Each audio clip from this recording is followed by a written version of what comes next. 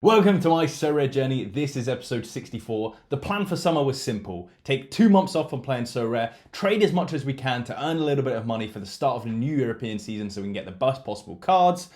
But things have changed. Of course, I'll update you on how the trading's going, but let's get into the big news first. Sorare have expanded coverage over summer for the Sudamericana, the Gold Cup, and most importantly to me, the Under-21 Euros competition. The reason the Euros is so important to me is actually for 2 reasons. One, it's exactly what Sorare was made for. Scouting the best young players in the world, watching their cards and seeing how they develop as a professional footballer. But on top of that, there's a lot of nostalgia. Yes, it was only 2 years ago, but for the Euro 2021, I was actually playing this exact same division. Episode 5 of My Sorare Journey. We're now at episode 64 and I'm doing the exact same thing. Check this out. So if you look at the spreadsheet, I've basically planned out every week of what I expect my teams to be.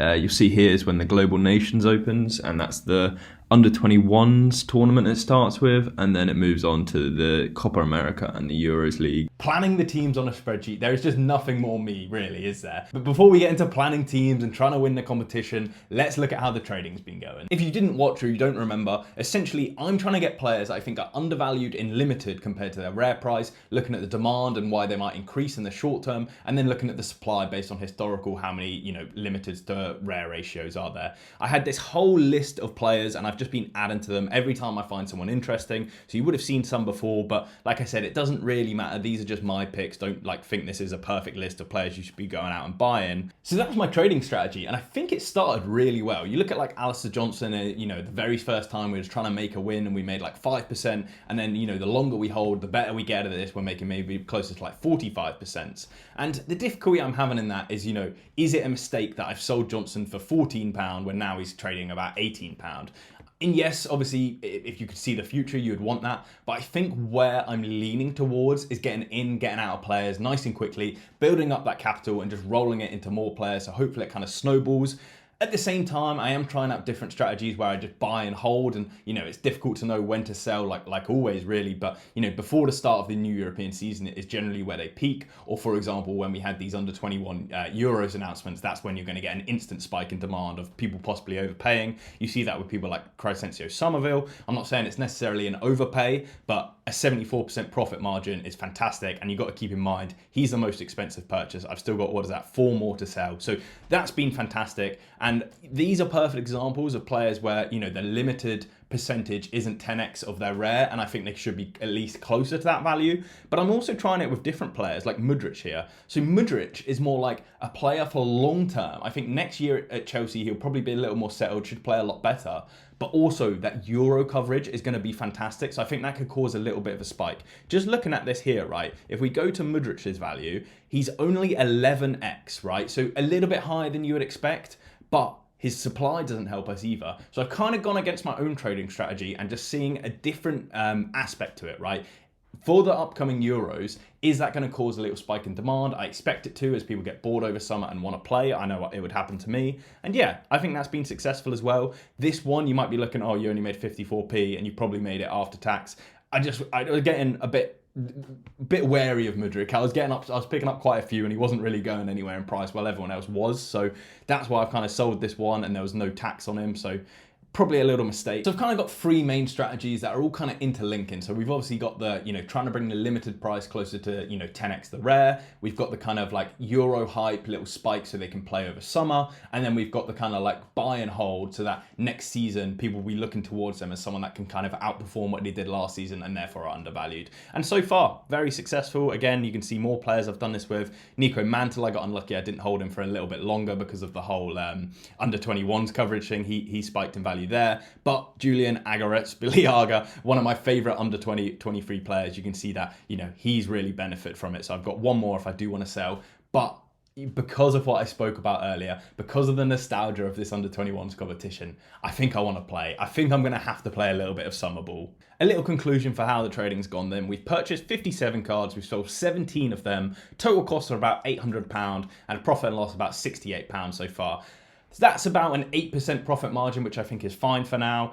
Even better than that is if you included the unrealized gain, players that are higher than what I bought them for, but I haven't sold them, that would be even higher. So yeah, I'm really happy with how this trading's going. Only problem I'm seeing in my trading strategy at the moment is I feel like I'm wasting capital. I've got £912 in the bank. I've got all of these different cards to sell, and I'm looking at it and I'm thinking, by the end of summer, I might have made a percentage return, which is actually fantastic, but the real life returns, the actual like money value, might not be worth it when I've got all of this like capital to deploy, for example. And the first card I've done this with is Kieran Tierney, so I'm a little more skeptical of this working. I'm more confident it'll work in limited, but I do think it will work in rare as well. So essentially, you know, on the best case scenarios, these limited cards are like 30x the rare, and they should be like 10 really. And for Tierney, he's actually the other way, where you'd expect the limited to be 10 times, the rare to be 10 times more valuable than the limited, but he's actually only 7.7. I also do consider the supply elements as well, and he's right in the middle of pretty much where everyone is. So I think this is a card that's got potential, and on top of that, he's going to be playing for Scotland in the Euros team almost certainly. I think this is a good player to pick up, but we're going to go one step further. If you're looking at the Euro fixtures, it really doesn't get better than France's fixtures. And I'm thinking, you know, left back, Theo Hernandez, pretty locked. No one's really locked in the French team because they're playing such weak teams that they could rotate a full 11. If I'm going to throw the dice or spin the wheel, try and get lucky, I think left back would be a good place to start. So I don't want to trade limiteds because the limiteds are actually £40 and the rares are like £300. But I have found something which is very, very interesting. This bundle, I've already been outbid because it was just like a bid so that I could track it and not forget about it. But Serginho Dest, Theo Hernandez, Rafael Leao, Tomori, and Bakayoko, as a bundle, that is fantastic. And I've actually just been looking at assessing their kind of prices. So on a Sorare data average, you could see them for about £1,010. If you look at their last sales, almost like the bottom price you'd sell them for, 966. And then if you look at their floor prices, almost like the top you could sell them for, 1,200. So anywhere in this £800 to £900 region, if you take like a 15% discount, would be a fantastic buy. I think you could go up to £950 and still be able to make a little bit of profit, especially on someone like Rafael Leao, who's like has a last sale of 471, but realistically is £640 if you want to pick him up. So somewhere in like the medium of those two prices is probably where I could sell him, because he'll be playing for Portugal. You've got people like Theo Hernandez, which will have games to play. Serginho Dest, I believe, plays for the USA, but I'm not sure. Tomori might get a couple of games for England who have favourable fixtures. So it's a really interesting bundle. I just don't know if I win it. So what I'm thinking is, if I have 950 as my max price, that would almost be where like I'm actually happy to win it, but I don't actually have £950. So I either need to sell a player or just bid 912. The problem with the £950 bid is there's no real profit margin. If I sold them at last sale, I'm taking this like £1,000 risk, and if the whole market moves away or people don't want these cards or one of them gets injured in training, then I'm making a loss. And it's like, I've been doing so well on my trading journey. Maybe you do need that kind of like 15% buffer, go for someone like 850. But I actually expect these cards to rise in value over summer. You know, a lot of these are going to be linked away, like Leao or Theo Hernandez, where they might get like really good moves or a little bit of hype. And even if they don't, you know, they're fantastic in the Serie A as it is. So in order to cut a long story short, I'm going to be bidding on this bundle. I don't know what my max price will be. I don't know if I take it down. Any AC Milan fans or people that want to stack this team for next year, they could go for more than their last sale, right? Because they're going to have the benefit of the collection bonus. They're going to get 5 first owner cards. So I don't think I'll win it, but if I win it, I'll be absolutely excited. And this has been, the buying of bundles has worked fantastically on my Sorare journey historically, but I haven't done it for about a year or two. If any of you can remember which bundles I have purchased on Sorare, drop them down below. Like, just use your memory. It would be incredible if you remember. Now, I think lineup building is really boring Sorare content because no one really cares for the teams as much as you do. People kind of just watch them to get insight on players that they can bring into their own team. So forgive me if this next section is a little boring. It's not really like lineup building. It's more like planning on whether I should be playing or shouldn't be playing them, selling into the hype or playing the hype. That's the kind of role I'm trying to play. So next game week, looking at limiteds, we've got, you know, Italy and Spain playing. No defenders, no midfielders, no attackers. So essentially, I would sell these goalkeepers, but Robert Sanchez hasn't got a chance of starting. Donnarumma's going to play, but I've got such a good collection bonus on him, I'm probably just going to keep him. But moving into 281 and beyond is where it gets interesting, because this is where we've got some really bold fixtures. And like, this is not what we've been planning for. It's been planning what we've been planning to trade on. So like Jan Sommer, for example, I've been trying to pick up a few of him. His price moved away from me, but he's got a 90% chance of beating Andorra, almost certain to get a clean sheet, right? You've got Angus Gunn as a backup, a 50% chance of starting. I understand. I personally think he'll start for Scotland because we beat Spain and we've got to, keep improving on that so we qualify. And then, France is the just blasting fixture. They're playing Gibraltar. I've got Andy Robertson picked up to maybe flip out, but he's actually for the next game week. France rotation with Camavinga and Shamani. Not sure who's going to play. These guys aren't going to get sold anyway. It's more like people like Mbolo, but I've been screwed with Mbolo this morning. I found out he's got an injury, so I'm actually trying to get out of him. That's why he's gone from having a game to not having a game. So Ant-Man could come in. He was a nice tip from one of you fellow subscribers. But All-Star Rare is really interesting as well because we've got Rui Patricio, Kieran Trippier, need a midfielder, but that's fine, Coman, and one of the Scotland boys. We'll take Tierney for now. That team could just blast like 100. Like Trippier against Malta, is it? Coman against Gibraltar. It could do such wonders. But Rui Patricio is a coin flip between him and Diogo Costa. They're playing different games each. So my plan was definitely to just sell all of the players like Trippier, who I'm not really looking at for next season. Coman I love, but I'm probably not looking for next season.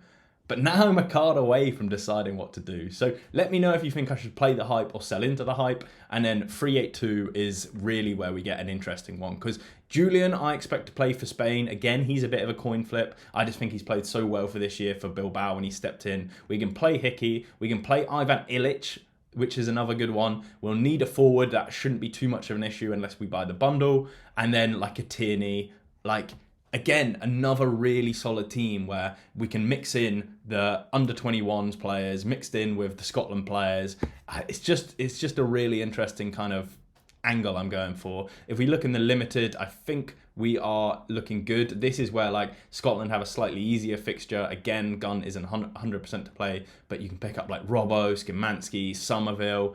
There's a lot of interesting teams I could put out, and essentially, like I've said, play the hype, sell the hype. You let me know what you would do here. I really don't know.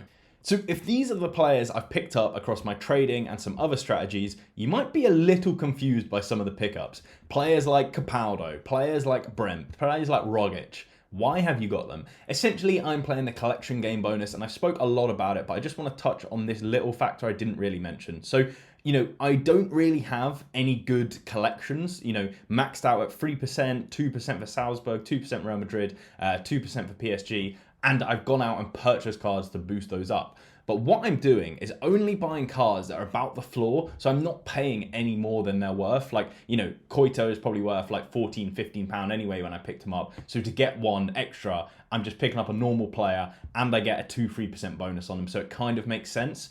But it doesn't make sense if you're just picking a random team to boost 2 or 3%. Like Koito with 3% when everyone else is 2 is going to do nothing. But in Salzburg, I've actually held some of these cards for so long. Like Daido Guindo, I've held for so long now that I have one of the most powerful Guindo cards on the platform. Add in the fact I've done a very similar thing with Nico Mantle. It makes a lot of sense to go out and boost them when you're spending £1 or 2 to get an extra 1 or 2% on some of your best cards. This is probably best explained if you look at my Messi card. This is the sort of player I'll be looking to doing it for, right? I've got 12% on him, a 2% collection bonus. Even if I get a little 1%, that will help. Good luck in Miami, by the way, Messi. And a final one, I've got it with the Celtic cards. But the problem is, I don't actually have any usable Celtic cards. I've got 3.5% because of all the special cards I've got. But none of these are actually good SO5 scorers.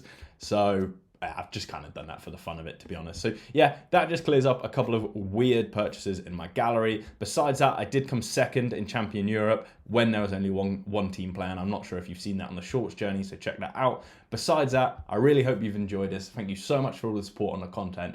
All the best to you. Cheers. Bye.